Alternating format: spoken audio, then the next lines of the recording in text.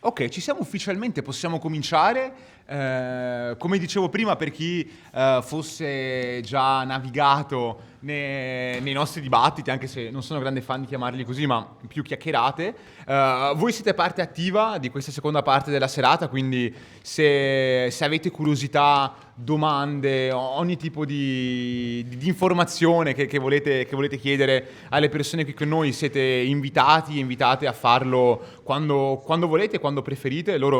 Parlo per tutti loro, penso siano ben lieti e ben liete di rispondere a ogni curiosità voi abbiate da porre loro. Io comincio rompendo il ghiaccio, facendo qualche domanda generale, insomma, a cui potete rispondere come e quanto volete. Dato che abbiamo anticipato che la serata è qualcosa, diciamo, che contraddistingue il Made in Padova, vorrei chiedere il rapporto che la città ha avuto su di voi e in particolare sui film che ci avete presentato. Là c'è un altro microfono, qua c'è un altro, parlate come volete, con l'ordine che volete. Però sono largo ai giovani, no? Fai parlare prima i giovani. Vuoi parlare prima tu? Tu sei No. giovane, no? Hai ragione, mi ero dimenticato di essere giovane. E va bene, parlo io. Quindi aspetta, la domanda era: che c'entra il corto che ho fatto con Padova? Anche se vuoi interpretarla così va bene. No, ok, quindi in generale Come Padova si riflette in quello che avete fatto. Mhm. Allora, no, si riflette. Allora, provando a farla breve, nella mia lunghissima e allo stesso tempo brevissima carriera da videomaker, all'inizio, 10 anni fa, quando ho iniziato, c'era questo problema, ovvero non c'erano tutti questi cortometraggi. Cioè adesso è bellissimo vedere che succedono queste cose, perché sono così vecchio da poter dire ai miei tempi non c'era. E non sono così vecchio. Nel senso, è cresciuta molto in fretta questa cosa. All'inizio c'erano tanti videomaker e quindi quando si faceva un video c'era questa paura da parte di chi faceva i video, che era: dobbiamo scrivere sceneggiature con poche battute perché tanto gli attori bravi non ci sono. E quindi non dobbiamo scrivere sceneggiature, dobbiamo fare cose carine, stile videoclip, perché non ce la possiamo fare a farli belli. E mi ricordo che, come dire, sono fiero di me di questa cosa, che ho deciso di fare l'opposto. Cioè il primo corto che ho fatto 30 pagine di sceneggiatura solo di dialoghi, e ho preparato attori bravi, cioè senza attori, perché a Padova è piena di bravi attori e attrici, per mesi. E evidentemente ha funzionato e ho continuato a farlo. Quindi nel corto che avete visto questa sera c'è questa scoperta, cioè li possiamo fare belli anche qua, non ci serve scappare a Roma. Ecco, quindi per me questa è una cosa. Poi ovviamente, in quanto docente UniPD, posso parlare per ore, nel senso che è anche il mio lavoro, quindi a un certo punto mi interrompo oppure interrompetemi. Ok. Grazie mille intanto. Passo qui, ma intervenite come volete. Ok. Allora, direi che la storia di come è nato il cortometraggio è strettamente legata con Padova, perché il cortometraggio è nato da un'idea all'interno di un laboratorio che si è tenuto ai Carichi Sospesi, realizzato da Sonacorto Film Festival, che è un progetto che nasce a Padova con persone che si sono incontrate a Padova e hanno deciso di realizzare questa cosa. Quindi è interamente ambientato nel comune di Padova, Selvazzano Dentro, tra giardini e case di amici vari. E che altro? In realtà il protagonista potrebbe benissimo trovarsi ovunque, non è che È una storia universale. è una storia universale, esatto. E che altro? Le galline ci sono padovane, esatto, le galline sono padovane, non lo so. Quale altro legame può avere? Per la gallina padovana non ci avevo pensato. Non si può aggiungere altro, effettivamente. Padova, esatto, è l'unico film su Padova, per cui... No, magari intendiamo la tua domanda anche... cioè al di là di se il film parla o no di Padova, ma cioè non lo so, io principalmente, ma penso di parlare forse un po' per tutti e per tutte, cioè a Padova penso abbiamo trovato un po' il contesto giusto dove iniziare a fare questa bellissima cosa qui, che è fatta sia di stare nella propria cameretta a scrivere, a montare, a fare, ma anche nell'andare fuori, conoscere persone e insomma fare cose insieme. E a Padova questa cosa è possibile, quindi questo sicuramente, cioè il contesto del cinema indipendente a Padova, per quanto penso che come città a livello di cinema indipendente non sia molto prolifica come altre città, però cioè tira una bella aria, e penso che a Padova in generale tira una bellissima aria, che è stato la nostra fonte di ispirazione sicuramente per il film, cioè che si vede tantissimo e in molte salse, però cioè diciamo che senza essere stati lì e aver gravitato in varie situazioni padovane non sarebbe stato possibile. Poi non lo so, io ho anche un legame particolare perché c'è tutte queste persone qui, le ho conosciute a Padova facendo cose relative al cinema indipendente a Padova, e ora che non ci sono più mi manca tantissimo. E quindi avete presente quella cosa? Il vero valore delle cose lo capisci quando non ce l'hai più. Io ora, caspita, c'è un vero valore a Padova, secondo me, ecco, quindi poi è normale che traspaia nel nostro corto, cioè non poteva essere ambientato in nessun altro posto, e cioè quello che avete visto è tutto vero perché sono tutte cose successe veramente a noi tre a Padova, che poi abbiamo estetizzato sicuramente, ma è tutto successo, quindi questo è quello che succede all'Arcella, direi.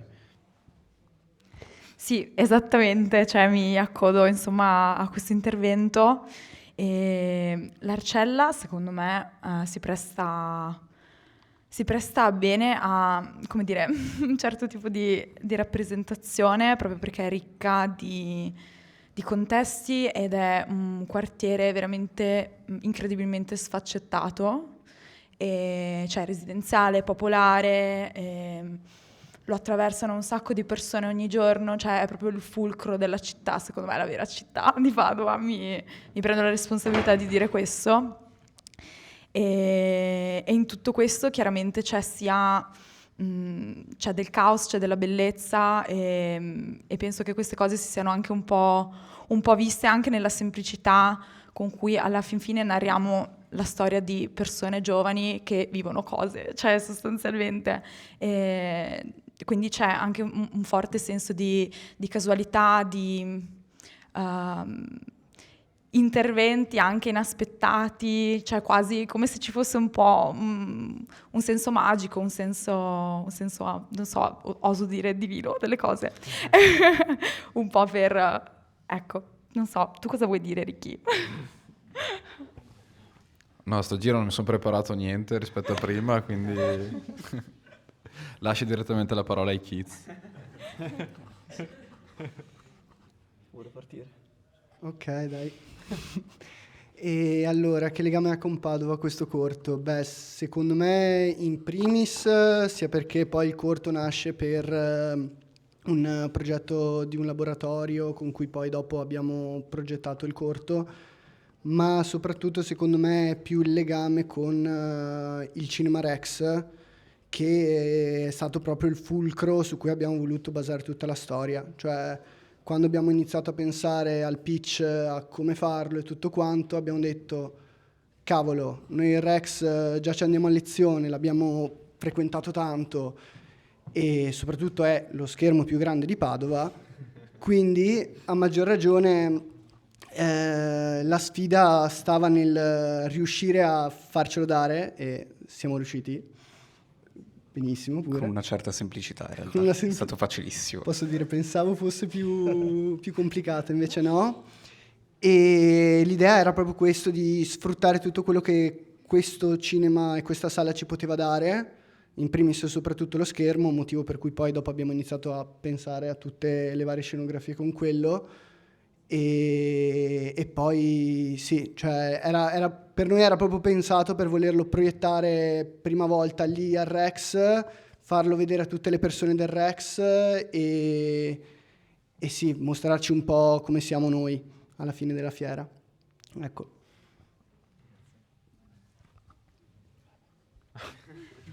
Finisci però, Ok, io vorrei solo aggiungere un paio di riflessioni che mi sono venute in mente ascoltando gli altri ragazzi. Io sono di Padova, sono nato e cresciuto a Padova e ammetto che fino all'università sono sempre cresciuto con l'idea di dover scappare da Padova. L'ho sempre vista un po' come un buco, come un posto morto da cui allontanarsi il prima possibile per iniziare effettivamente a fare qualcosa. All'università ho conosciuto delle persone che venivano da fuori e da realtà magari più piccole, più provinciali, e mi sono immedesimato nella loro prospettiva di Padova come un posto in cui invece era possibile finalmente fare qualcosa per loro.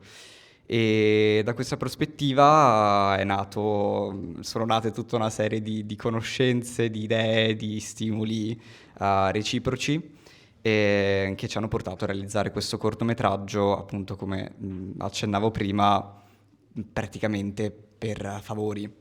La taverna è la taverna di una nostra amica che recita tra l'altro alla fine del corto, e il Rex ci è stato prestato dopo mesi che collaboravamo con i ragazzi del Rex, con i volontari, e anche i bambini sono stati bravissimi per quanto fossero tutti attori non professionisti, e quindi sì, ho rivalutato Padova come luogo in cui si può fare qualcosa, si può creare comunità, e da questa comunità si possono tirare fuori delle novità, ecco.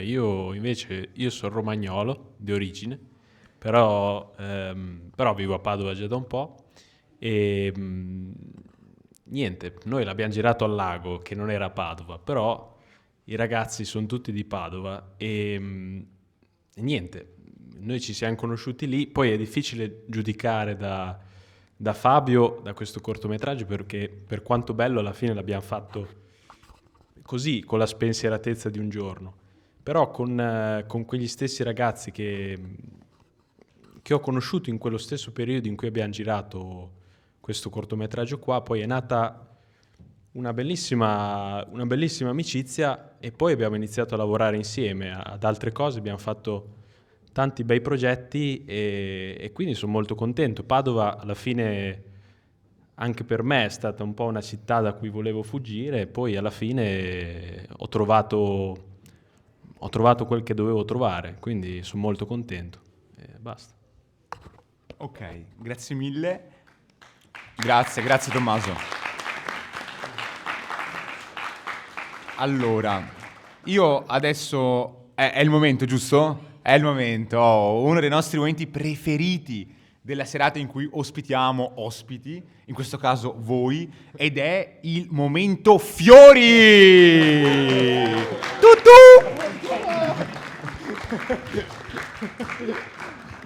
Noi ringraziamo di cuore la gloriosa Fioreria Dario di Castelfranco Veneto per questi magnifici cadeau che ci danno ogni settimana. Facciamo loro un grandissimo applauso. Fiori bellissimi, veri. Raga, pare di stare a Sanremo, cioè... È incredibile. Nato diventato cioè, da Sanremo a cortocircuito 3-4 è un attimo... Banco Piatto, guarda, noi sulla carta siamo più longevi, loro... Attenzione. Allora, colgo l'assist per chiedervi se abbiate qualche curiosità o qualche domanda da fare agli ospiti. Se c'è, immagino ce ne siano, quindi... Se ci saranno, noi comunque rimaniamo qua. Andiamo avanti. Vi chiedo invece di dirci qualcosa in più a livello produttivo del vostro film. Quindi come siete riusciti a raccogliere le energie, le persone, i soldi, quanto tempo ci è voluto per tirare su il team di persone che poi, oltre a voi e anche con voi, ha realizzato i film che ci avete fatto vedere stasera. Io passo sempre qua il microfono. Ho capito? Va naturalmente. bene. Allora, come avete visto, il mio corto è molto semplice in realtà. Quindi non è stato un problema produttivo perché è tutto girato in green screen, l'abbiamo girato in un paio di giorni con le due protagoniste sedute di fronte a un telo verde. Lo sfondo l'ho comprato online, è costato 30 euro e basta. Quindi da quel punto di vista è stato molto semplice. E quello che è stato difficile è stato trovare la bambina, la protagonista, perché ho scritto questo corto nel 2018 e non pensavo che l'avrei mai fatto, perché ho detto non troverò mai io con i miei mezzi come dire, l'attrice adatta. E poi a un certo punto, quando è stato? Sì, dopo 5 anni, rileggendo il corto ho detto peccato, però era bello, mi piacerebbe, e chiacchierando un po' ho conosciuto un produttore, Massimo Bezzati, che si è speso per andare alla ricerca. Quindi diciamo che ho avuto la fortuna di persone che ci hanno creduto più di me nel poter portare questo corto alla vita. E quindi da lì, una volta trovata la protagonista, diciamo che è stato relativamente in discesa perché era un corto basato su il rapporto fra i due personaggi, quindi abbiamo lavorato mesi a questo rapporto, abbiamo fatto tante prove e le riprese sono state relativamente semplici. Come vi ho detto, io sono sia pigro che passivo-aggressivo quando giro, quindi me la sono goduta. Chi è stato sul set sa, di solito i miei set sono molto relax. Ecco, basta. Grazie.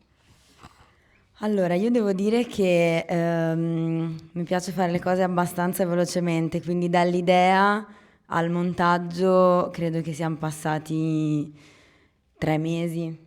Non c'è stata una lunga attesa, forse perché ho paura un po' che poi l'idea sfumi o anche l'emozione di farlo con quelle persone poi se ne vada, dato che è stata una cosa di gruppo, perciò è stata scritta circa ad aprile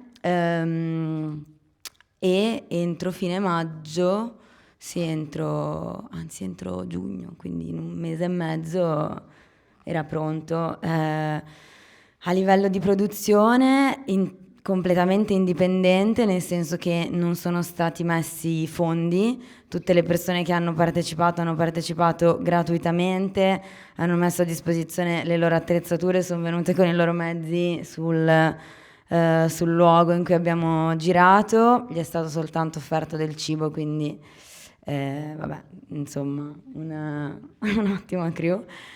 No, devo dire che appunto raccontavo prima, forse la cosa più difficile della produzione è stato gestire le galline, perché tutte le scene in cui le galline in tutto erano 6, perciò metterne solo una nella gabbia, far uscire solo una gallina senza che tutte le altre la seguissero, quindi metti il cibo, trattieni le altre, fai entrare una, prendi in braccio la gallina, la insegui per il giardino, ecco, quella forse è stata la cosa più complessa ma anche più divertente della produzione. Non che appunto altra cosa, per fare le riprese abbiamo girato case varie dei parenti dell'attore, quindi la mattina dalla nonna, il pomeriggio dalla sorella, la sera da un'altra parte, in base a chi stava tornando a casa pranzo, tipo dovevamo liberare la casa, sgomberare, pulire tutto prima che tornasse il resto della famiglia che viveva nella casa, quindi avete girato in più location? Abbiamo girato in 3 location. Fortunatamente quando abbiamo girato nella sala, quindi la prima scena, non abbiamo ripreso il resto della casa, quindi non si vedeva la cucina, perciò poi abbiamo potuto girare tutte le riprese della cucina in un'altra cucina. E abbiamo usato un po' questi trick, ovviamente quando il budget è quello, insomma, si cerca di... E niente, questo about production. Grazie. Beh, penso che Sboard, il nostro piccolo film, sia un ottimo esempio di... Beh, insomma, magari... Sì, non volevo... No, cioè, produttivamente è molto interessante. Io sono veramente mega orgoglioso e condivido questo orgoglio con tutte le persone. C'è anche Matilde qui che magari poi se vuole aggiungere qualcosa è ben accetta. Comunque a livello produttivo penso che la produzione di Sboard sia stata proprio la punta di diamante di tutti i reparti che poi sono stati coinvolti nel corto, perché comunque c'è un corto che viene sviluppato dallo stesso bando dove, insomma, che è stato sviluppato Kids, in sceneggiatura, e poi abbiamo trovato dei soldi, abbiamo iniziato a pensare a come effettivamente organizzarlo, come effettivamente girarlo, poi abbiamo trovato degli altri soldi ecco una cosa, però cioè la cosa molto interessante secondo me era questa c'era come se fosse un po' un animale a due teste, no? C'era una sorta di volontà di fare qualcosa di molto scapestrato, di molto vivo e che avesse un'identità ben precisa, ma che comunque avesse un supporto produttivo che lo rendesse stabile, cioè che lo facesse galleggiare in un certo senso. Per cui abbiamo scritto senza troppi problemi di dire questa riusciremo a girarla, questa no. Quindi sì, cioè prima scrivevamo e poi cercavamo di far quadrare a livello produttivo il tutto. Comunque con il budget che siamo riusciti a tirare fuori a livello indipendente si è fatto un grandissimo lavoro, perché abbiamo girato una settimana, un po' meno di una settimana. Quanto? Sì, però con le mezze giornate così, forse 10, no, 10 giorni no, 16 giorni sono tantissimi. Abbiamo fatto forse una settimana e una mezza giornata, forse 8. Però c'erano veramente tantissime location, abbiamo girato con un caldo terrificante ad agosto a Padova, è una cosa veramente impressionante. Comunque c'è lo sport. Come? Il caldo d'agosto è molto Arcella. Esatto, sì, cioè non c'era possibilità di girare in nessun posto che non fossero i veri luoghi. Poi c'è comunque lo sport, c'era una bambina, cioè veramente è stato un corto che definirei molto punk, orgogliosamente, che poi forse fra qualche anno non si può più fare, perché magari non lo so, le dinamiche sono altre, e quindi io ho sempre detto questo è il momento perfetto per girarlo. E poi un'altra cosa di cui io sono veramente orgoglioso è che quando si metteva insieme un po' la squadra di chi effettivamente può lavorare con noi per fare questo film insieme, cioè sono tutti amici, e io sono veramente contento di dire, cioè ho fatto questo film con i miei amici, e quindi veramente c'era gente anche che non aveva mai fatto niente, però è venuta, ha dato una mano, si è presa bene, e infatti l'atmosfera sul set, cioè chi c'era spero possa confermare, perché cioè, è stato il set dove mi sono divertito di più, con i pro e i contro ovviamente, che non c'è professionismo di base, quasi da nessuno.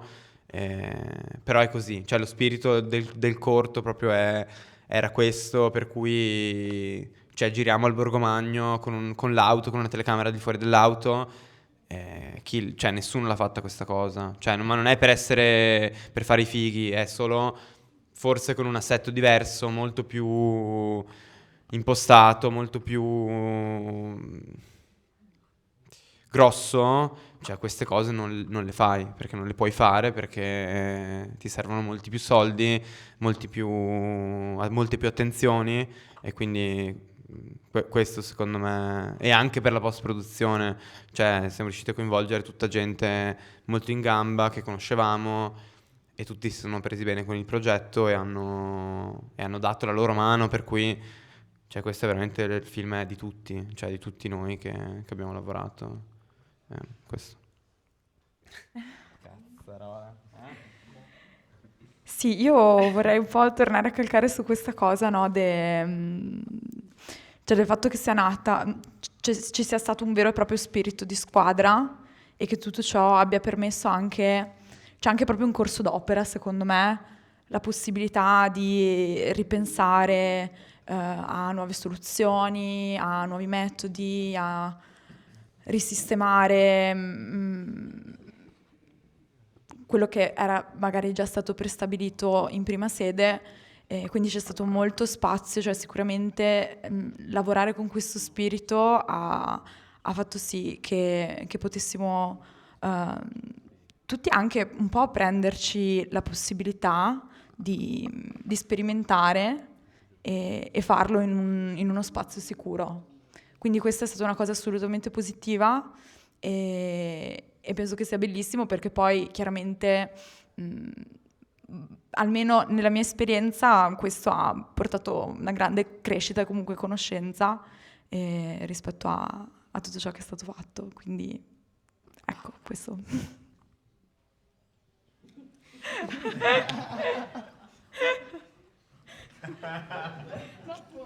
Ce l'ho già. Però scusa, posso dire una cosa? Scusate, ma ci tenevo molto, per me è molto importante dirlo. Cioè, comunque, questo corto è stato possibile perché tante persone si sono rotte le scatole per darci una mano, senza nessun tipo di ritorno e senza non sarebbe stato possibile, perché se non hai un campo da tennis non puoi girare in un campo da tennis, se non hai una vasca non puoi fare una scena in una vasca e quindi veramente super mega importante ringraziare queste persone e dire che anche alle persone che magari non sono mai entrate in contatto con questo tipo di realtà, ma che hanno un amico, un'amica o un conoscente che vuole fare questo tipo di cose, dategli una mano, fategli girare in casa vostra. La cosa migliore è dategli dei soldi e non dite niente. Però se non avete i soldi fateli girare in casa vostra, nel vostro bagno, fate gli attori, fate i fonici, portateli in macchina, fateli da mangiare e quando il film è finito, rompete le balle alla vostra parrocchia, al bar, dite a tutti del film, organizzate proiezioni, fate qualsiasi cosa perché questo è il cinema indipendente e senza l'aiuto delle altre persone non esiste, semplicemente non esiste. E quindi questo ci tenevo a dirlo, è molto importante. Aggiungo solo una piccola cosa rispetto a questo, è proprio fare comunità e in questo senso anche l'Arcella proprio come luogo si predispone molto bene a questo, a parte qualche ripresa che noi abbiamo fatto comunque all'esterno dell'Arcella, per la maggior parte siamo riusciti a metterci d'accordo per trovare posti e il campo e la parrocchia appunto come dicevi e mettere a disposizione le nostre case, le case dei nostri amici e anche questo è bellissimo secondo me.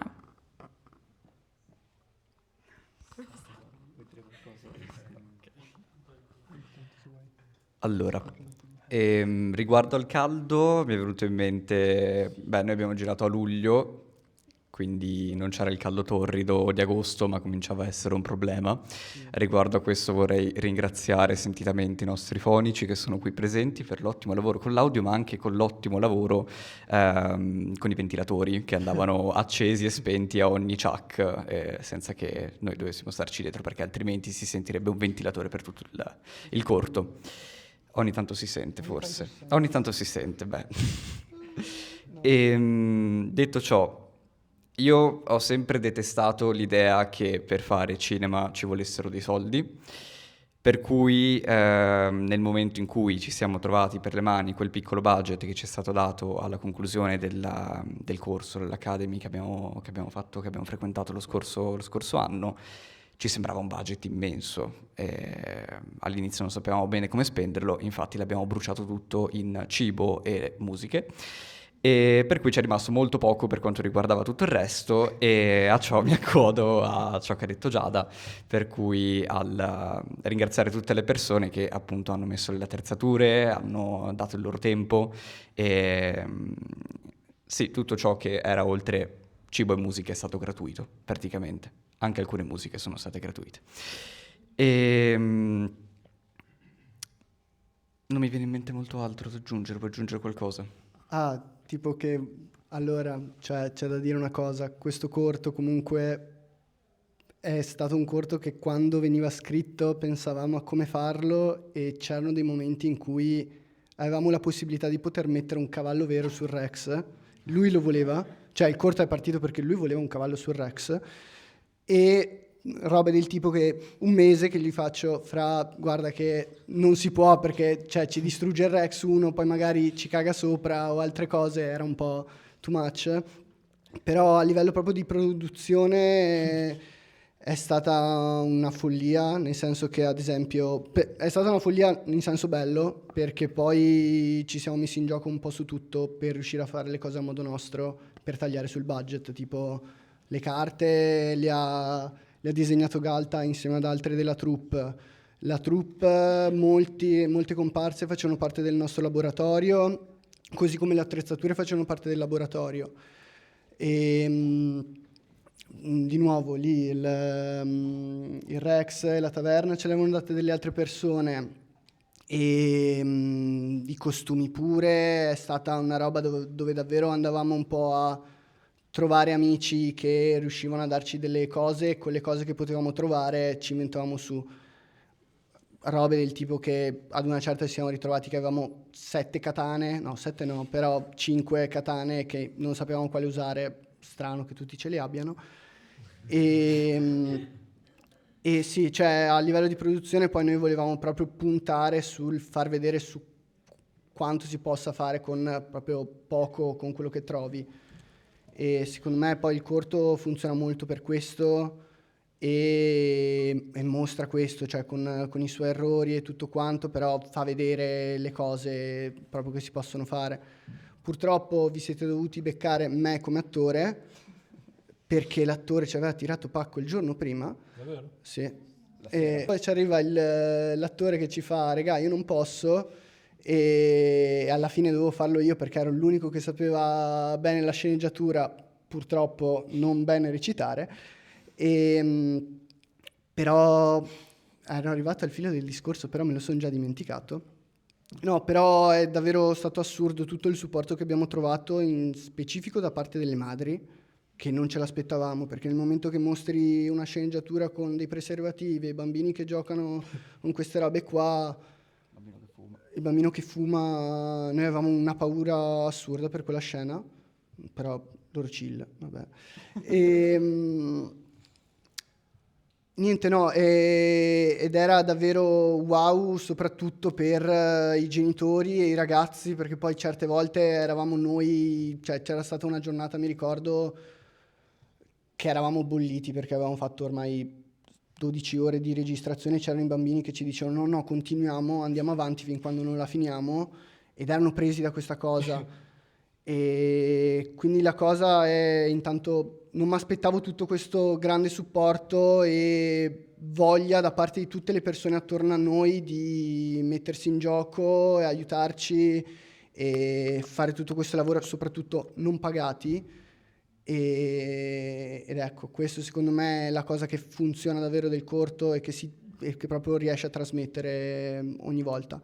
Quindi ecco, penso di aver detto tutto. Sì, volevo aggiungere un paio di cose che mi sono venute in mente. Beh, intanto il fatto che appunto, essendo il corto finale di un corso, abbiamo avuto la fortuna di avere già di base molte persone che avrebbero collaborato con noi, proprio come conclusione di un percorso condiviso. Questo è stato un vantaggio da un certo punto di vista, perché già dal giorno zero ci siamo trovati con 20 persone nella troupe. È stato uno svantaggio perché non tutti erano coinvolti allo stesso modo, ma quelli che sono stati coinvolti, che si sono presi a cuore il progetto, sono stati con noi tutti i giorni di riprese, con quel caldo, con tutte quelle ore di riprese ogni giorno, e si è creata veramente una bella situazione, si è creato un bell'ambiente, è stato bello vedere i bambini fare amicizia ed essere tristi nel momento in cui le riprese erano finite e dovevano tornare a casa. È stato quasi commovente.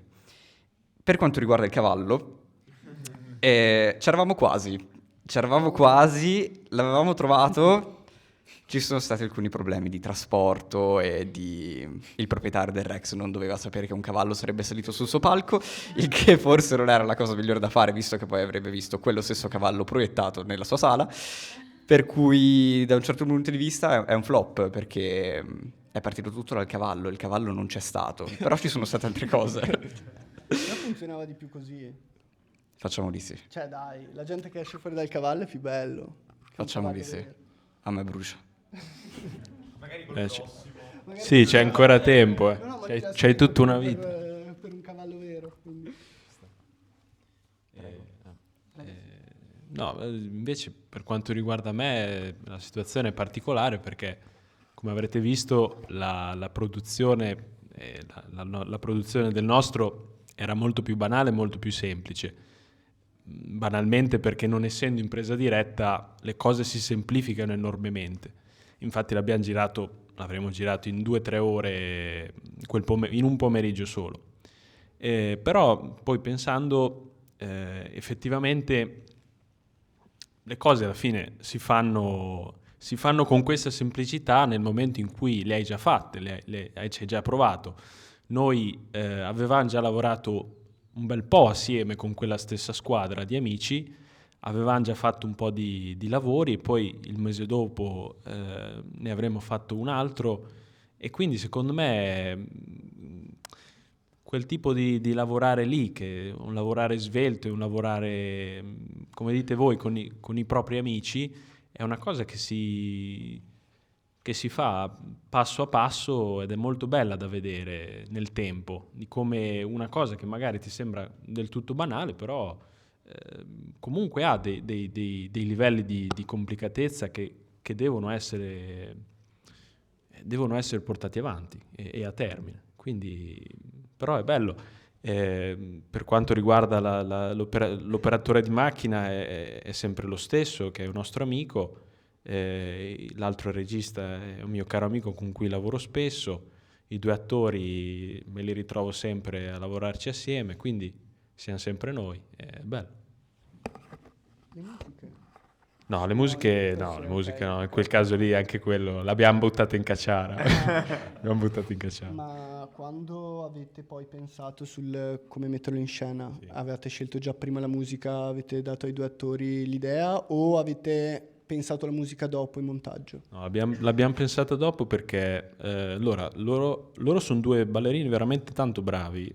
Samuele Barbetta, non che questo lo renda, vabbè, insomma, però ha partecipato ad Amici, è arrivato terzo ad Amici.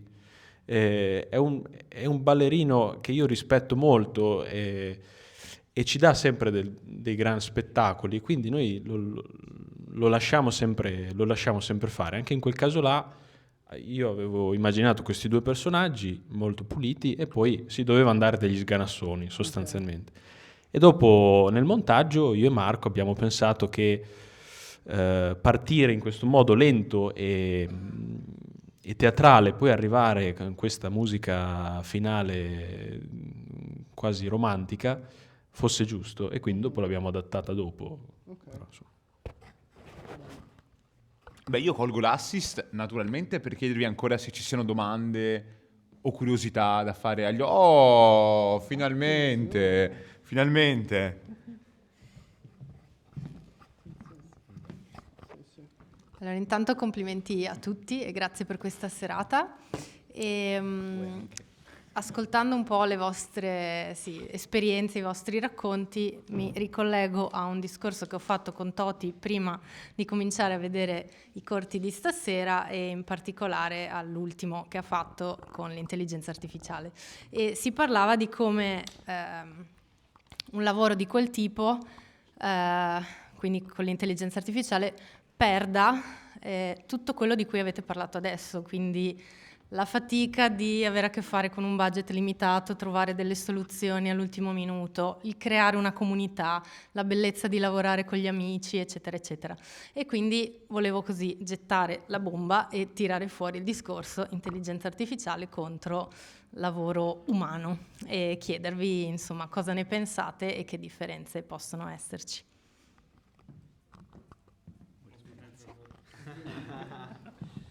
Vabbè, sì, spero di non parlare solo io.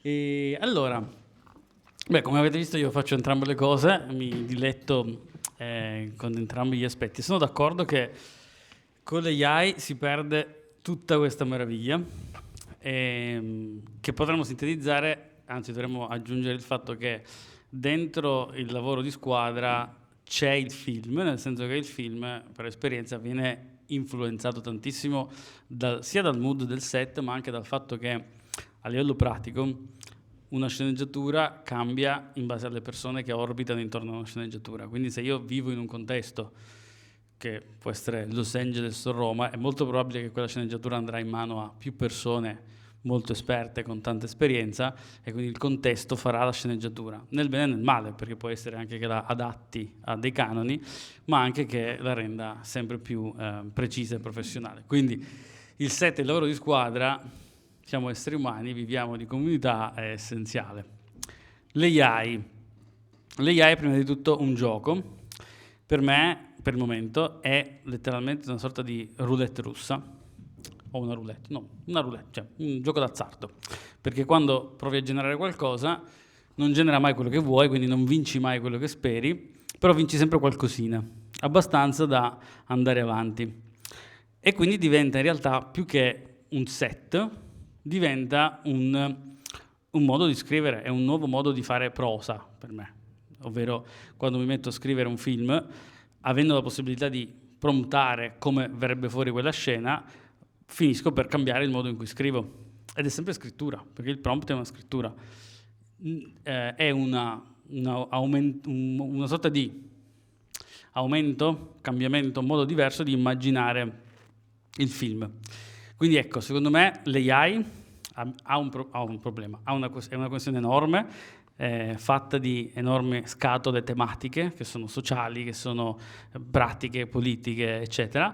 In ambito artistico, se riusciamo a usarla come strumento, è un ottimo strumento a supporto. Cioè se impariamo, come alla fine abbiamo sempre fatto con le nuove tecnologie, a capire come gestirla, è fenomenale. La paura che, come dire, un po' l'elefante della stanza dell'AI di perdere la creatività, diciamo che vi assicuro che dal punto di vista di chi la fa ha poco senso, perché comunque il punto è sempre la scrittura, l'invenzione, la creatività, e tirar fuori qualcosa che prima di tutto ho bisogno di dire, rappresentare, e si emancipa dal fatto che tanto l'AI lo fa facilmente. È vero che cambia le dinamiche in maniera radicale ed è interessante vedere come le cambierà. Ok? E questo, voi la volete usare l'AI o la odiate? Allora, posso dire? Certo. Allora, io purtroppo ho un coinquilino che è mega fissato con l'IA e fa solo robe con la melma. Che io la detesto, con la melma, cioè melme verdi o robe tipo strafuturistiche, strambe, un po' alla Cronenberg, eccetera. E Fatto bene a chiedere perché. E la cosa è che però, vedendo il corto, mi sono reso conto come hai detto te, alla fine della fiera è uno strumento e dipende tanto da come riesci ad indirizzarla, perché secondo me la cosa che funziona del corto, in primis, è proprio l'idea di volerlo fare mockumentary. Cioè, mi rendo conto che non posso fare un film con una continuità assoluta, quindi riesco a trovare delle scene in vari spezzoni da potermi continuare a cambiare un attimo la location, gli attori, eccetera. Ok, sono IA, chiamali così comunque. E alla fine della fiera comunque ti ritrovi ad essere in un continuo processo creativo che è assurdo. E secondo me è proprio l'idea che proprio in primis è funzionata, è proprio quello di come voglio giocarci attorno. E per la prima volta mi sono ritrovato di fronte a qualcosa che mi sono detto figa, bello, cioè mi è piaciuto, cioè non ho visto la mail, ma wow. Basta poco. Basta poco, è vero, però sì. Poi sono dell'idea che adesso nel contesto pop, un po' di social eccetera, è facile vederla più in situazioni comiche. Cioè, perché gli ati esatto, come la melma, perché ti ritrovi a poter fare qualsiasi cosa di assurdo che ad una certa un po' magari ti fa anche arrabbiare questa cosa, perché puoi fare tutto, però comunque alla fine è l'IA che lo deve capire. Quindi magari gli vai a dire guarda io voglio questa cosa, ti viene un po' diversa, ci ho passato una serata che mi sono messo a fare, a me proprio un po' mi veniva rabbia. C'era questo mio amico qui della Mailma che il suo metodo era quello di scrivimelo in prompt super preciso, intelligenza super wow, e quella era la sua strategia. Usava l'IA per scrivere il prompt per l'IA? Sì, usava l'IA per scrivere il prompt per l'IA e il metodo era scrivimelo ancora meglio. Era sta roba, quindi immagina. Ma ci farai vedere poi. Un giorno vi farò vedere, cioè sono robe strambe.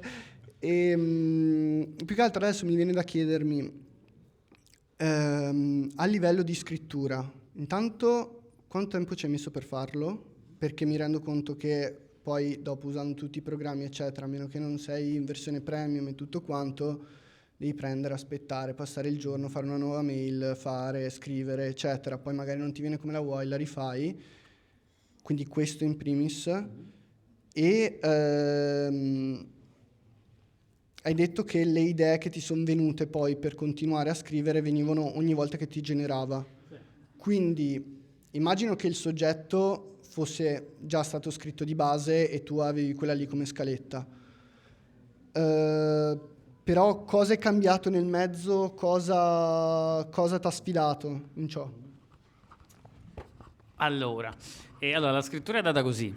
È partita da una sera, classico, depresso, c'ho qualcosa che devo buttare giù e scrivo un monologo.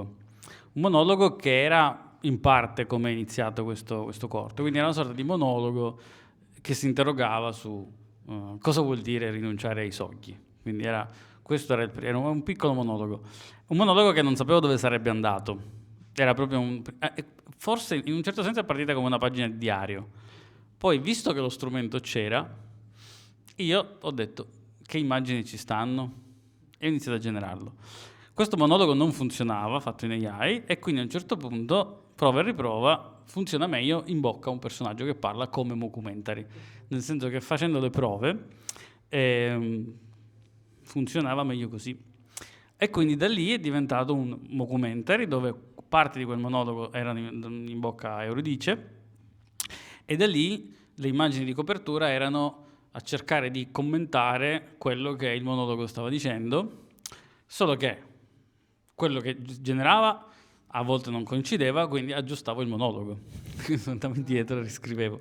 Quindi in realtà l'ossatura rimane, cioè la scrittura è comunque la mia, è comunque una mia sceneggiatura, non sono sceso a giganteschi compromessi dicendo cambio tutto perché l'AI non riesce, ci ho sbattuto la testa, però nel tempo che avevo a disposizione. Tutto questo con l'AI è rapidissimo, quindi in realtà ci ho messo un mese. Cioè, ho fatto un mese di generazioni ossessive, ho fatto un abbonamento a tutti gli servizi che vedete, alla fine erano 8 forme di AI diverse, e in un mese, lavorandoci 1 ora, 2 ore a notte prima di andare a dormire mezzo addormentato, è venuto fuori, piano piano. Così, esatto. Io mi accodo ad un tema che è già emerso dalle vostre parole e anche prima, che è il lavoro con gli attori e con le attrici all'interno dei vostri film. E io sono curioso di capire sia come li avete pensati, e in secondo luogo come è stato poi il rapporto sul set con loro, quindi che indicazioni avete dato loro. Adesso abbiamo sviscerato la parte, diciamo, di personaggi in intelligenza artificiale, e invece sono curioso di capire sia su questo aspetto, però sugli altri casi, insomma, che indicazioni voi avete dato alle persone che recitavano nel set. Non so dove sia l'altro microfono, forse lì, non... è ancora in circolazione, spero. È là, non... Ok, vabbè, si va, tanto Luca non è... Beh, forse è scomparso un microfono, Luca. Ci sta, spezza. Ecco, cedo la parola a Giada e dopo a... Giada. Vabbè, per equilibrare, sennò è... Fai, stanno parlando sempre io. Guarda perso il microfono. Qua. Cazzo dove qua? Allora, Sebo, vai. Vai, iniziano loro. No, io l'ho dato... Ok, fate voi. Ma io solo, prima di rispondere a questa domanda, ci tenevo a fare comunque un piccolo... Cioè, se vi aspettate che dicano una cosa intelligente sull'intelligenza artificiale a mezzanotte inoltrata di venerdì, cioè siete proprio fuori strada. Cioè, nel senso è un discorso che... Però, beh, magari ne si parla dopo. Però, no, c'è un grande lavoro in scrittura, ovviamente c'è stato anche un grandissimo lavoro in montaggio da parte di Toti e comunque di chi si approccia a questo tipo di produzione. Cioè, quindi assolutamente non è che scrivi un prompt e è fatto. Cioè, ecco. Che no, magari, cioè, non so, non si pensa a questa cosa e questo anche secondo me, che i miei 2 centesimi sono, questo forse è quello che rimarrà in futuro, perché ricordo questa conversazione con questo mio professore bravissimo di sound design, che dice, lui aveva, beh no, non si può dire, però insomma dice che l'AI arriverà un giorno ad avere, sicuramente arriverà un giorno ad fare meglio di quello che facciamo noi, però mancherà l'umano, vabbè, magari queste cose c'è chi ci crede, chi no, però c'è tutta una parte di scrittura, tutta una parte di montaggio che anche sono proprio imperfette per definizione, ma è quello che ci fa riconoscere o ci fa appassionare o ci fa anche odiare un film, però cioè, sono fondamentali perché a nessuno va, ma come a nessuno va di vedere uno spot perfetto o una roba, cioè, quindi no, cioè va dato atto che lui ha fatto un grandissimo lavoro anche in post-produzione. Il rapporto con gli attori per noi è stato bellissimo. Abbiamo fatto un casting perché c'era la necessità che queste 2 persone sapessero giocare a tennis o almeno sapessero tenere in mano una racchetta e colpire, far finta di colpire forte e siamo stati fortunatissimi a trovare Camilla e Pietro, che sono 2 persone stupende, hanno subito capito il vibe, come si dice, no? Cioè il cuore del progetto.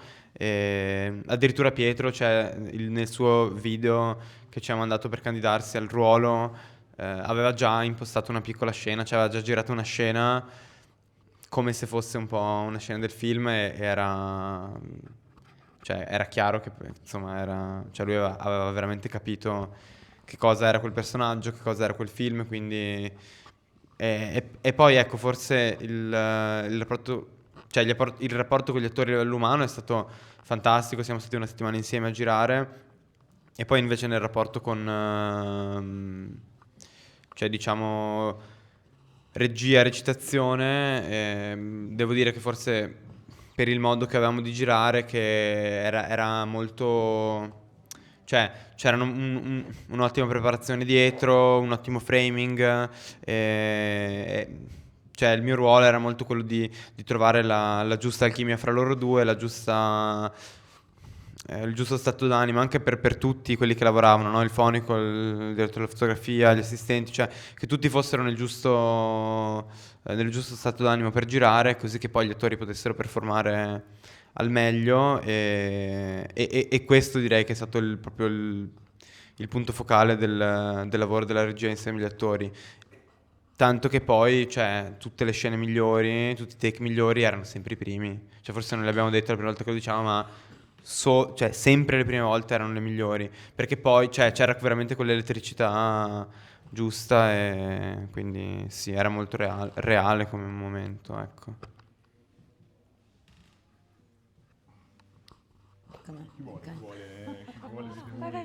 Prego, vai tu. No, vai tu, vai, finite voi. No, io in realtà non ho grandi cose da aggiungere, se non io personalmente, cioè essendo stata la mia prima esperienza in questo senso, mi sono fidata molto, cioè rispetto proprio capire quando c'è stato il momento in cui abbiamo dovuto scegliere, cioè comunque non è mai facile, soprattutto quando hai a che fare con le persone, perché cioè, ogni persona, ogni attore comunque incarna il personaggio alla sua maniera, quindi ogni interpretazione ha validità e cioè, ci vuole un forte intuito, una forte visione secondo me poi per capire chi veramente è in grado, cioè più che essere in grado, chi è veramente adatto, no, a inserirsi, cioè ad essere inserito nel contesto, nella visione. Insomma, è un lavoro anche quello e non è affatto scontato e secondo me, cioè, si gioca sempre tanto un po' a livello vibrazionale in questo senso, cioè per cui ci vuole grande intuito. Ecco, questa è una lezione che ho imparato. E non lo so, rispetto al discorso di prima, che cioè, è super interessante, caspita, per me è la prima volta che insomma vedo un corto con l'intelligenza artificiale, non avevo ancora esplorato. Quindi non è un paragone con quelli che si vedono di solito in giro? No, quindi mi manca assolutamente questo pezzetto. L'ambiente è molto lanciato sul facciamo i corti stile Hollywood, belli perché sono belli da vedere, con storie normali. Ok. Questo è un po' un rigurgito, anche per quello dai contrast artist, perché tanti si stanno lanciando su guarda che figata è Hollywood. Ok, chiaro. Ma tu sei appassionato tipo, non lo so, di videogiochi ad esempio? Mi stavo chiedendo questo. Grande, non sapevo ci fosse il microfono. Allora no, lo sono stato, ho abbandonato i videogiochi da piccolo perché mi sono reso conto che mi creavano dipendenza. Ok. Letteralmente no, evito perché sennò ci finisco dentro. Come mai? C'è la domanda? Non lo so, cioè perché lo stile ti sembra videogiocoso? No, pensavo più magari al processo creativo, non lo so, cioè quando programmi, forse più rispetto alla programmazione del videogioco, è vero, è no? un gioco, sì. O non lo so, pensavo, io non lo so, ho questa esperienza con la programmazione, però cioè, non su sito web. Facevo così su Tumblr. Però sì, no, ed è sempre un po' un terno all'otto, no? Cioè non lo so. È vero che dimmi viene tu. da là, hai ragione, sì, cioè io non ho creato mai videogiochi, però come dire, ho familiarità con l'idea di programmazione perché frequento un sacco di informatici. Sì, ora che ci penso, cioè l'AI è informatica anche. Infatti era anche simpatico all'inizio quando moltissimi informatici facevano tutorial su YouTube su come si realizzava un'immagine ed era affascinante scoprire come loro scoprissero le cose scontate per noi. E quindi c'era l'informatico che diceva devi usare questa parola chiave, si chiama bokeh, l'effetto bokeh, perché così ti viene lo sfondo sfogato che fa figo, no? Perché i fotografi... Ed era, e io tipo lo stavo usando da mesi perché lo davo per scontato, perché non ero un informatico, però stavo sperimentando da profano, cioè seguivo i tutorial e quindi ma veramente stai facendo un tutorial perché hai scoperto la parola bokeh. Però c'è questa cosa che tanti artisti dell'AI vengono dall'informatica, quindi hanno anche tutta la percezione loro di cosa è interessante, cosa no, cosa è bello, cosa è affascinante. Ed è chissà chi c'è dietro, chissà che background hanno, perché adesso un informatico ha un accesso diverso alla narrazione ed entra nell'agone narrativo chissà come, quindi è vero. Sì, non ho mai programmato un videogioco, però sì, deve essere molto simile alla questione. Bello, grazie. Lui è bellissimo. Ma poi tra l'altro ti sei messo accanto al fenicottero, sei praticamente il fenicottero, è bellissimo. Fategli una foto, guardatelo. No, Barra voleva dire qualcosa. Lui. No, volevo chiederti, Totti, non so se lo sai, però per una buona idea lo sfondo è tratto da un videogioco. Veramente? Ah, io non lo so. Veramente. Dategli il microfono. No, volevo dire che del primo corto Una buona idea. c'è sì. una buona idea. Lo sfondo dietro, tutta roba che sembra Takeshi's Castle, Wipeout, è tratto da un videogioco che era esploso durante il periodo Covid su Twitch. Non sapevo. E sì, che io quando l'ho visto ho detto no, ha fatto la citazione a Fall Guys. Invece no, mi spiace. No, quello sfondo guarda, è semplicemente un mio amico esperto di realtà virtuale che usa tranquillamente Unreal come pane quotidiano. E quindi ho detto mi fai gli sfondi, mi serve una cosa semplice perché deve essere solo... E abbiamo cercato online uno sfondo che io volevo fosse brutto. Nel senso che io ho detto, cioè, il punto del corto è anche che è una famiglia povera, quindi lei, la madre, porta la bambina in una sorta di brucomela del futuro, anni 80 trash, quindi approfittiamo, ne risparmiamo, facciamolo brutto, cioè deve essere molto brutto. E quindi ho trovato quello, ho detto questa cosa fa schifo, che bello! E quindi sì, ho usato quello. Mi spiace se ti piaceva il videogioco, lo so, però mi sembrava molto cheap come cosa. E allora io volevo aggiungere i miei 2 centesimi sul discorso AI, a partire dal fatto che non ho opinioni forti, ma solo riflessioni confuse e ho molti pregiudizi che sto cercando di mettere in discussione a fatica. Però per quanto riguarda il discorso che si accennava della perdita della parte di comunità, volevo dire che per me, per quanto riguarda questo tipo di progetti e altri, la comunità è tutto insieme al processo che porta poi al risultato finale. Per cui il rischio maggiore che vedo con l'AI è quello di entrare in un meccanismo per cui conta di più ciò che si ottiene alla fine piuttosto che il divertimento che ti porta a realizzarlo. Per cui sì, principalmente ciò che non mi piace dell'AI, il mio pregiudizio con l'AI è il fatto che trovo il processo di realizzazione brutto, noioso e il risultato ancora un po' deludente.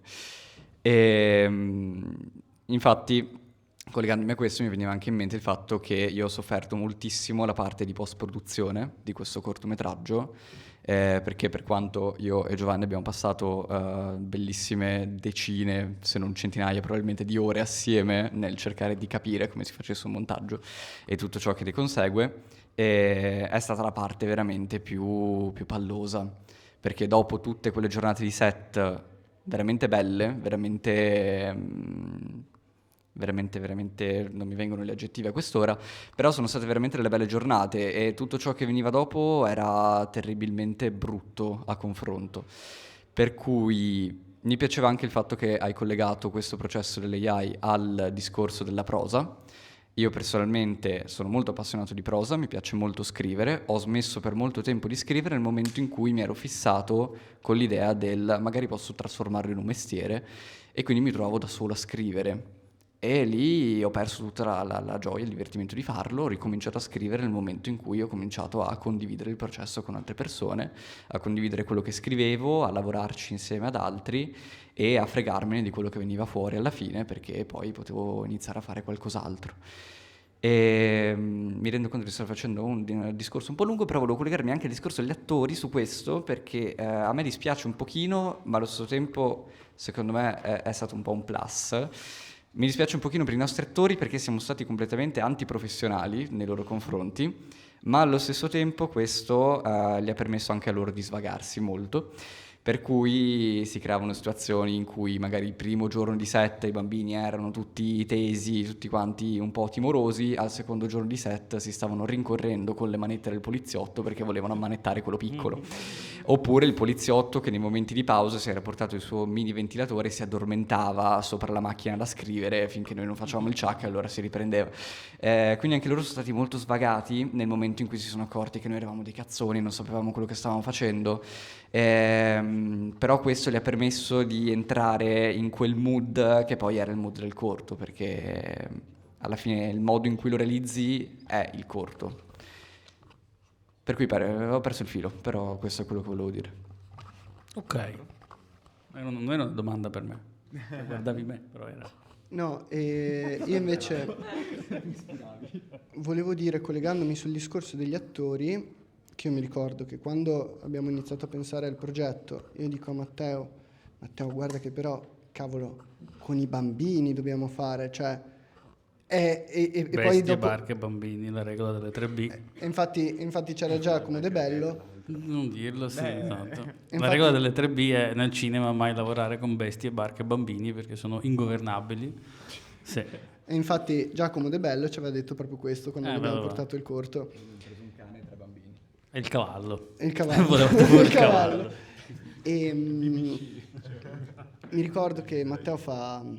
vabbè, io ho fatto il Grest, ho fatto l'animatore, mi adoravano e alla fine della fiera un po' ci siamo ritrovati a dover riuscire a trovare anche momenti di svago per loro, perché alla fine della fiera devi riuscire a trovare il modo di far sì che sia un gioco per loro, ma che allo stesso tempo li devi trattare da adulti.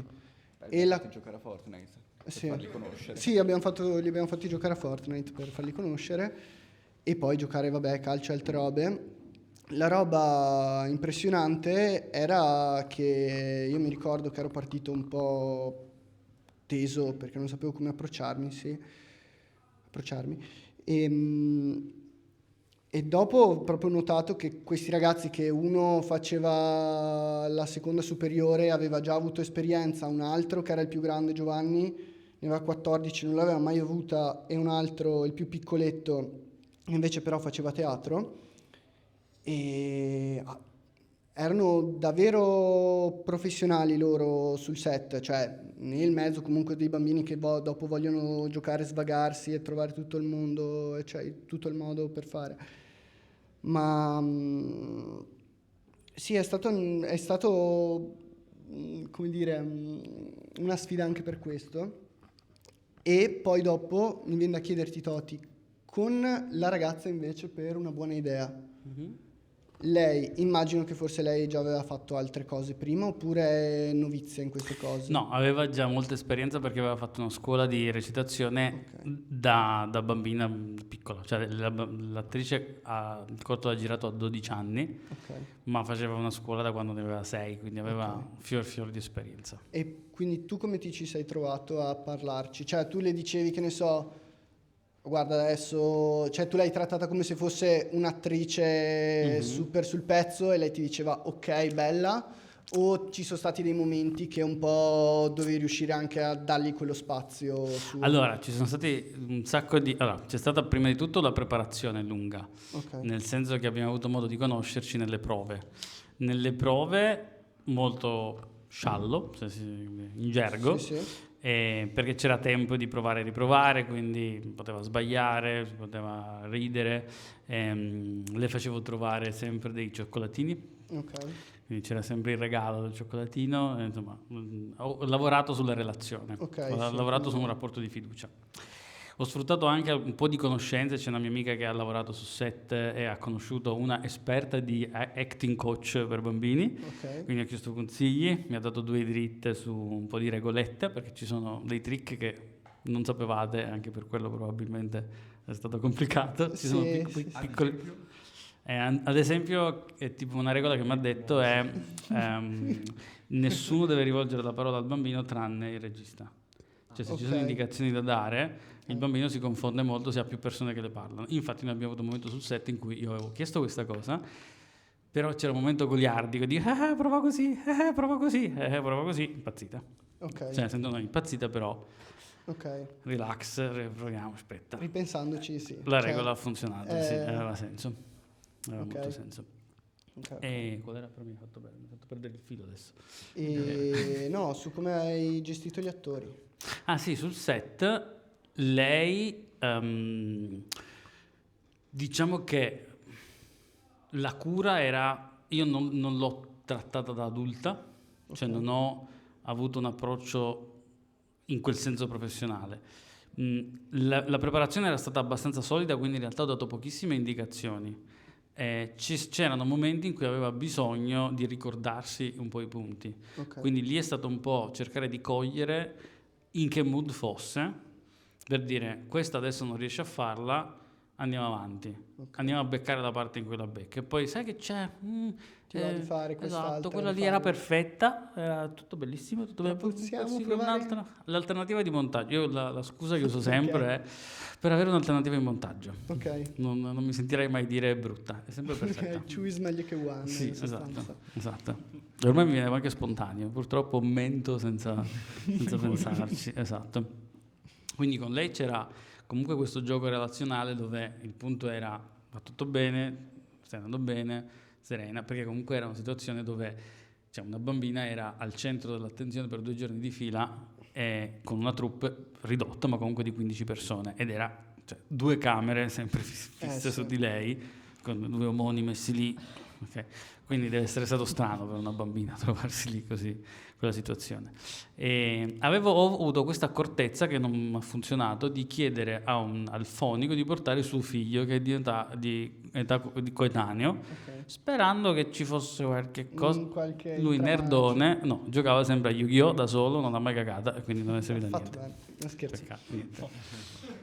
Niente, quindi speravo che non lo so, cioè che un coetaneo almeno di darle l'idea di non sono da sola, c'è un coetaneo, quindi speravo si parlassero, mai rivolto la parola l'uno all'altro, quindi quello, infatti non è una regola un trucco che mi era stato suggerito, l'avevo inventato io, non ha funzionato. Esatto. E basta.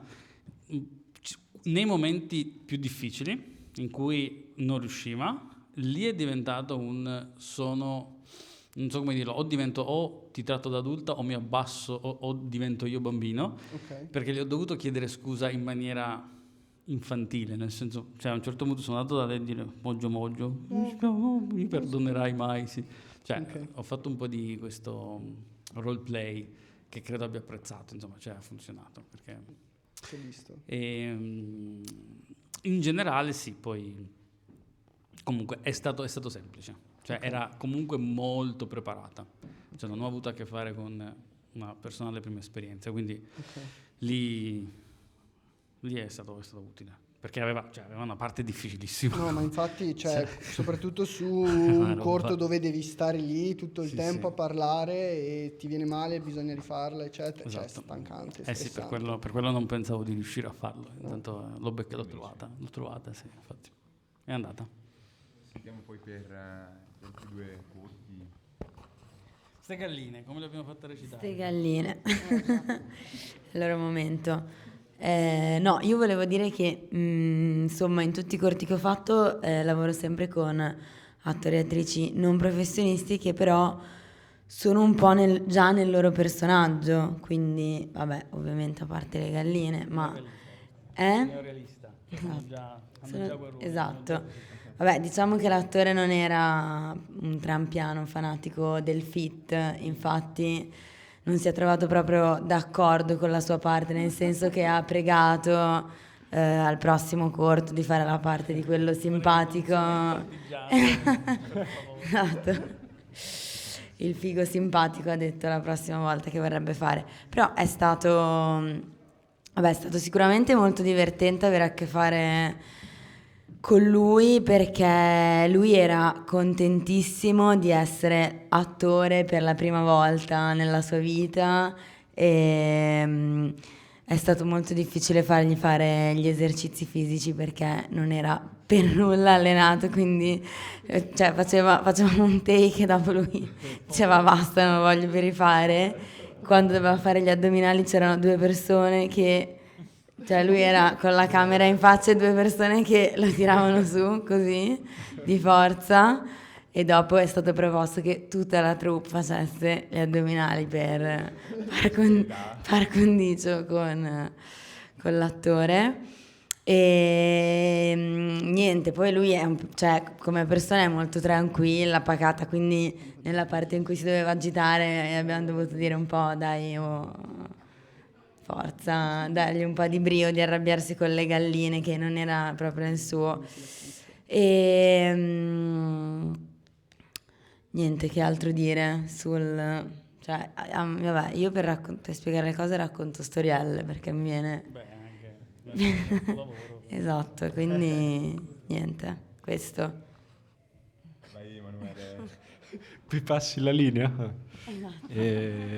No, io sono d'accordo con te, a me piace lavorare, cioè fino adesso ho lavorato forse per necessità più che altro, diciamo la verità, io almeno con gente non professionista e quindi per necessità, però a questo punto anche un po' per divertimento, sono sempre un po' i personaggi che devono interpretare. Nel caso di Samuele e Massimo, loro a me piacciono tantissimo, li uso sempre. Adesso fra un mese dobbiamo girarne un altro e sono sempre loro 2, e stavolta anch'io. Però loro secondo me sono 2 folletti, hanno questo aspetto da folletto, sono strani, sono 2 folletti, e quindi secondo me erano giusti per la parte. Quindi loro sono molto amici tra di loro, sono 2 persone molto calorose e che usano molto il corpo nel loro mestiere, perché sono ballerini, e quindi di conseguenza tutti quei dannati ballerini che non so se avete amici ballerini, ma sti corpi, mannaggia loro, ti toccano sempre, no, non... è uscita male, ti abbraccia, è uscita male. Però sostanzialmente io sapevo che bisognava metterli lì perché loro avrebbero fatto quello che volevamo che facessero e l'hanno fatto. In questo caso era molto semplice, però io sono d'accordo che a me piace lasciare all'attore un po' di corda nel momento in cui io l'ho scelto, perché sapevo che lui era quello proprio giusto per la parte, secondo me. A me piace questa cosa. D'accordo, grazie mille. Adesso siamo in chiusura con l'ultima domanda, con l'ultimissimo intervento, ma prima... Prima però, innanzitutto vi ringraziamo ulteriormente innanzitutto a tutti e tutte loro per la disponibilità di essere venuti fin qui stasera, per la disponibilità di essere rimasti fino a quest'ora e notte inoltrata a parlare con voi, pochi ma comunque fedelissimi e fedelissime, ci fa molto piacere, quindi chiamo un applauso per ambo le parti, penso faccia piacere a entrambe. Grazie mille. Un altro applauso a questo presentatore fantastico. E poi, grazie. Noi, prima di cedere la parola a Strap con l'ultima domanda, che chi, ripeto, è aficionados immaginerà e saprà, noi vi diamo appuntamento a venerdì prossimo. C'è il film Astrid Saints del regista napoletano Mariano Baino, presente qui con noi in sala, e anche con l'attrice del film Coralina Cataldi Tassoni, anche lei presente qui in sala con noi, attrice di alcuni film di Dario Argento, e non dico altro, alzo le mani, se non cedo però la Strap per l'ultimissima domanda. Momento Paolini 2, bentornati e bentornate alla fine della serata. Mi metto un attimo in disparte o dietro, tipo dipende, perché abbiamo ufficialmente sbloccato nuovamente il format. Se vi è piaciuto, amerete. Cagatevi sotto perché è arrivato il momento. Allora, spieghiamo come funziona il format. Il format durante il quale tentiamo di estrapolare il filo rosso che collega le opere che proiettiamo con altre opere. Quindi come funziona il format? Se vi è piaciuto, esempio, Sborde di Sebastiano Scapinello, amerete. Quindi partiamo da Seba, che è un aficionados ormai del format. Se vi è piaciuto Sborde di... no, beh, adesso lo spieghi tu, fai un esempio. No? Esce dalla veste del regista. Esattamente. Allora, ma dillo tu, direttamente. Ma e forse anche per loro che non avete capito. Se vi è cioè ha una fictionale persona esatto. Se vi è piaciuto Sborde, allora amerete un film che ricorda Sborde, no? Cioè come dire, è ispirato nella creazione del vostro. Esatto, e quindi voi potete dire anche questo, cosa vi ha ispirato. Prima di dire esatto. Prima di entrare poi in questo flusso che è veramente molto bello e molto veloce, forse loro non hanno ancora capito, ma ci tengo a fare questo momento informativo, mi perdonerete, per cui se vi è piaciuto Sborde, amerete venire al Circolo Nadir di Padova il 26 aprile.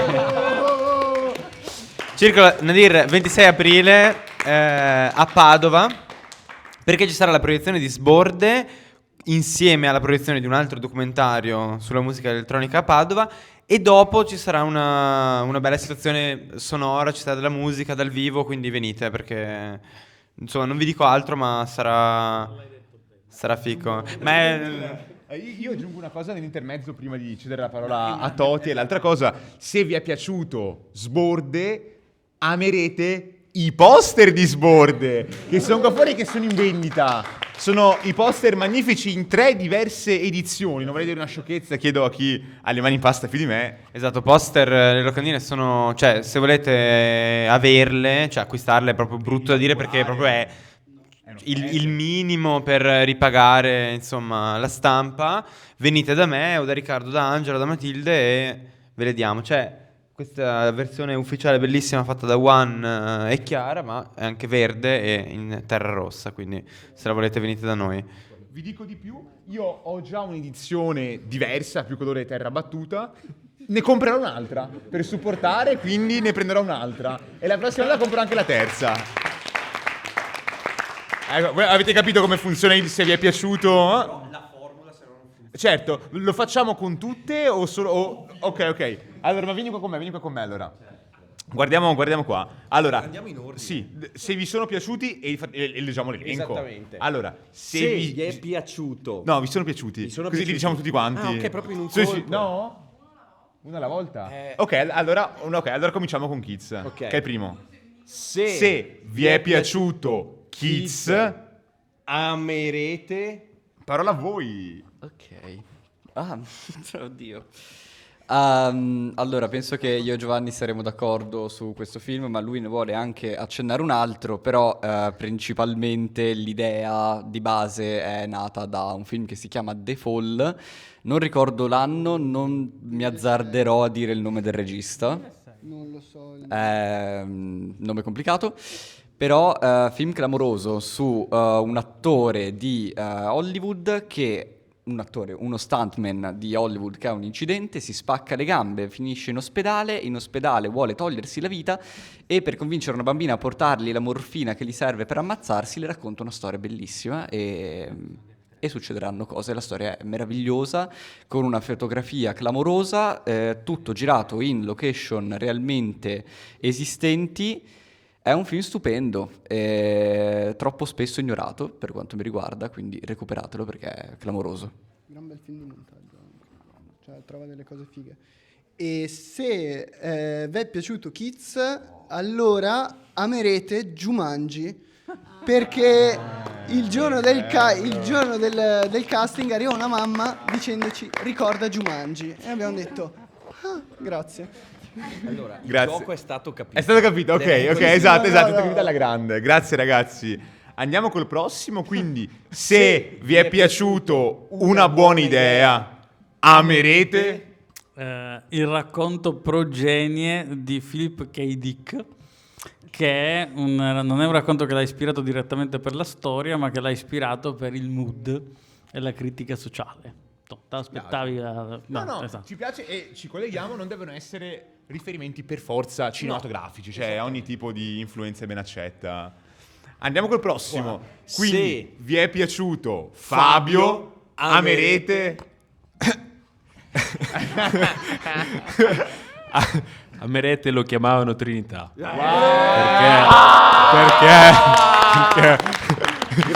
Perché gli sganascioni fanno sempre ridere, sono sempre belli da vedere, quindi va bene così. Stupendo, grazie.